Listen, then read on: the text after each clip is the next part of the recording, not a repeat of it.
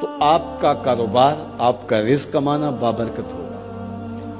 اگر چوتھی چیز جڑ گئی تو آپ کے کاروبار میں، آپ کے رزق میں پیچیدگی آنا شروع ہو جائیں گے۔ سب سے پہلی نیت آپ کے ساتھ یہ جڑی ہو، عموماً ہم سب کے ساتھ یہ نیت جڑی ہوتی ہے، اور وہ یہ کہ ہم اپنی ضروریات کو خود پورا کریں اور سوال کی ذلت سے بچیں۔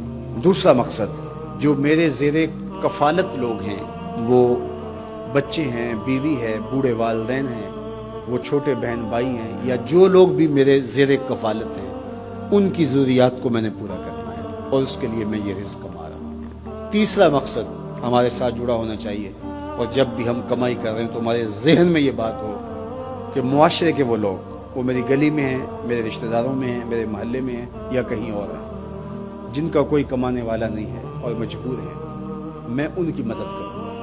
اللہ مجھے اس کاروبار سے، اس وسیلہ رزق سے اتنا عطا کر دے کہ میں اپنے بچوں کی کفالت بھی کروں گا، اپنی ضرورت بھی پوری کروں گا، اپنے والدین کی خدمت بھی کروں گا، اور معاشرے کے ان کمزور لوگوں کی مدد بھی کروں گا۔ وہ کام جن کے ذرائع نہیں ہوتے آمدن کے، بلکہ اخراجات ہوتے ہیں، میں ان کاموں میں لگوں گا۔ مدارس دینیاں ہیں، مساجد ہیں، اور دیگر ایسے کام ہیں، میں یہ خدمت کروں گا، اس لیے میں کما رہا ہوں۔ تو یہ رزق بابرکت ہوگا، اور آپ بیٹھے اپنے دفتر کی کرسی پہ ہوں گے، تمہارا رب تمہارے نامہ اعمال میں ثواب لکھا رہا ہوگا، فرشتے نیکیاں لکھ رہے ہوں گے۔ عمومی طور پہ رشتہ داریوں کے اندر بعض رشتہ دار بہت تلخیاں دیتے ہیں، زندگی کے اندر زہر بھر دیتے ہیں، لیکن اگر کبھی وہ مجبور ہوں تو ان کی اعانت کریں، اور ان کا رویہ کچھ بھی ہو، زہرناک ہی ہو، لیکن آپ کا رویہ خوبصورت ہونا چاہیے۔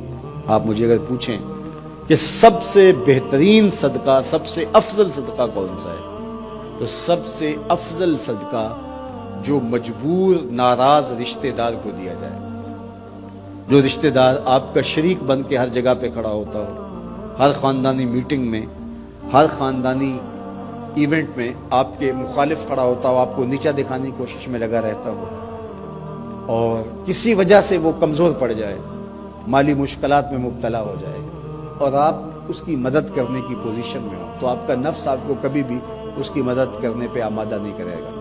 آپ کا نفس روکے گا، آپ کہے گا کہ یہ تو ہمارا شریک ہے، تو سانپ کو دودھ پلائیں، اب تو اس کا سر پاؤں تلے آیا ہے، اس کو تو کچل دے، یہ تو میرا دشمن ہے، اس کو طاقت دوں۔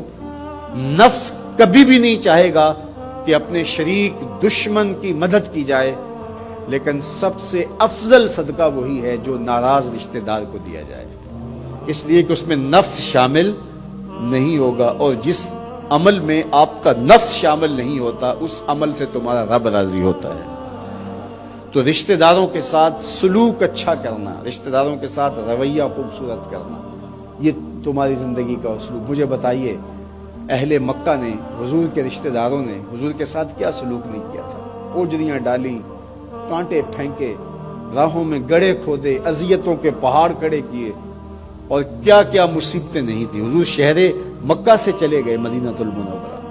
اب جب فتح مکہ ہوا تو حضور جب تشریف لائے تو ناقہ پہ سوار ہیں، تو اب یہ تھر تھر کانپ رہے ہیں سارے رشتہ دار حضور کے، برادری کے لوگ۔ انہیں پتا تھا کہ آج ہمارا آخری دن آ گیا ہے، اور اگر بڑا بھی رحم ہوا تو کم از کم ہمیں شہر بدر تو کر ہی دیا جائے۔